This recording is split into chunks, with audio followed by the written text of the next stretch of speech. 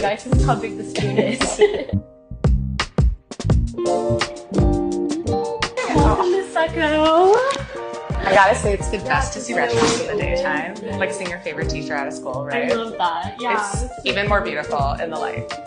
Hi, we are back with Nature of Things, and we're doing it special this time. I love getting into other people's restaurants. You know I'm nosy. We are here at Secco in Silverlake, one of our total hometown gems. They just celebrated their first anniversary, which, as any good restaurateur knows, that is like you have made it. We are here with Olivia Lopez. She's one of the partners here at Secco and a dear friend. Thank you for doing this.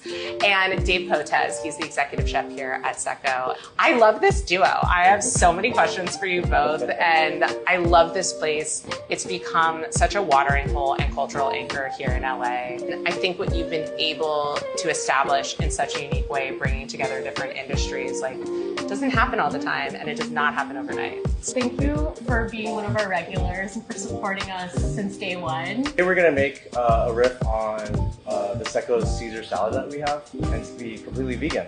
I know, he was like, we're doing our Secco salad, and I was like, a little bit different. Talk to me about the origin. How does this end up on the menu? I mean, obviously Caesar's ubiquitous, but I do think you have an interesting take. I like the choice of endive, chicory, it's on the bitter side. I'm using Japanese nuance, where I'm using like toasted panko, some nori powder, and instead of using the salt-cured anchovies, I use bocaronis, which is a vinegar. First things first, how did you two meet? So what's really funny is basically when we were looking for a chef at Secco, we had a very clear vision and sort of limited specifications about what type of chef we wanted to work with. One is that my partners are from Mexico City, they're Mexican, and I'm obviously Asian, and we wanted to find someone who can blend both of our cultural identities together. On top of that, layering in someone who has a lot of experience in sort of like wine bar culture. And what's really funny is when we were looking for our chef, 5 different friends texted and suggested to me Dave. On top of that, one of my favorite wine bars that opened recently is Stir Crazy. And I actually didn't know Dave when he was still at Stir Crazy, but obviously the fact that, you know, the crossover we have is that we are a very small wine bar with very limited equipment. It was very important for us to work with someone who understood how to be creative in kind of like more limited parameters. And so when I discovered that Dave was one of the opening chefs at Stir, it was just like everything locked in. I want to talk first about the wine program here at Secco. Yes. The wine program is very much inspired by a lot of the European, Parisian wine bars that focus on low intervention, natural winemaking productions. And one of the things that I think made Secco really successful in Sunset Junction is the fact that for some reason nobody had opened a natural wine bar. And what's really funny too is like Silverlake has a really special and particular community. It's all, the residents here are super well traveled and very creative. It's called Solata, and it is grown from 50-year-old vines in Italy. And it's a mixture of Malvaisian and Moscato grapes. Cheers. They really wanted to make sure that all of the bites of Secco are very craveable and complement sort of this like very natural fizzy glasses of wine. USDA Organic has its own machine, certification, it has a lot of requirements, and I feel like there was this amazing movement of natural wines where now our generation understands it doesn't have to be like USDA Organic, yeah, and in fact these are the vineyards that are taking care of our land for the next generation. I started becoming more interested in wine when I was splitting my time between the US and Paris. The chef put us to work. What does someone need to know? What's like top 3 things to know about endive? Endive is a chicory, which I feel like people don't realize. What's the difference between a chicory and a lettuce? I feel like chicories are it's more bitter, and also endive is fun to eat with your fingers.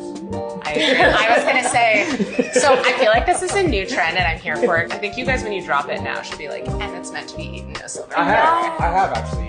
Oh, he likes it. He was surprised. That's good. Yeah, that's yummy. So the extra virgin avocado oil has a really strong, like beautiful round-out flavor. I'm getting that right now. I think what's cool about Secco, it has a lot of like very international notes.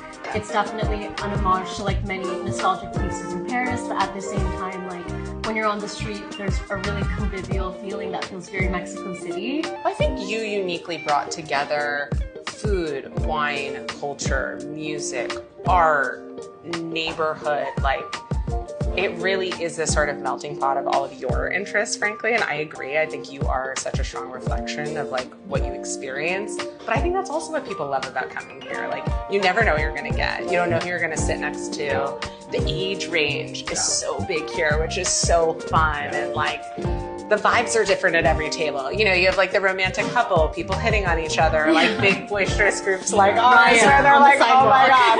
It's all, you know, what's cool too about Dave is like, he was a photographer before he became a chef. And so there is like this.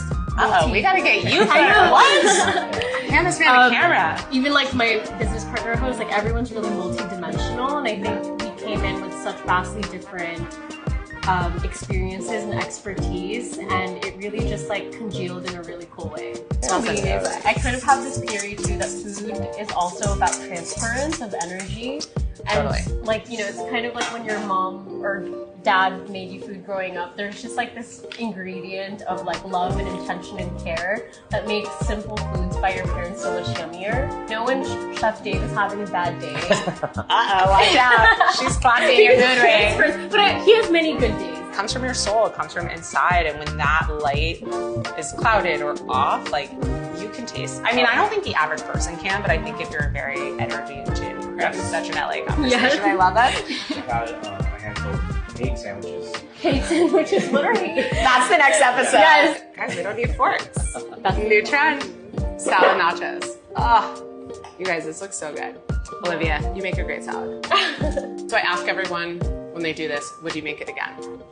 I will.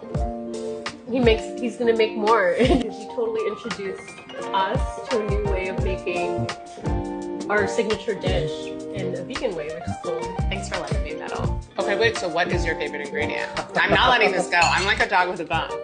I like using different misos and chilies.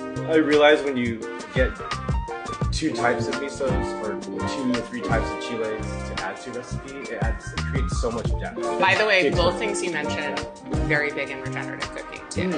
You have a lot, obviously, with the soybean. Soy is really the fermentation process, working with preserves, working with something that's going to last a long time for great flavor. Also key in vegan cooking because it also adds a lot of umami. Yes. And chilies too. It's a huge component of regenerative farms. It's often grown in abundance. Thank you both for doing this with me. Thanks for letting me riff on your signature dish. Thanks for coming. Cheers. Cheers. To many more years at Secco. Thank you.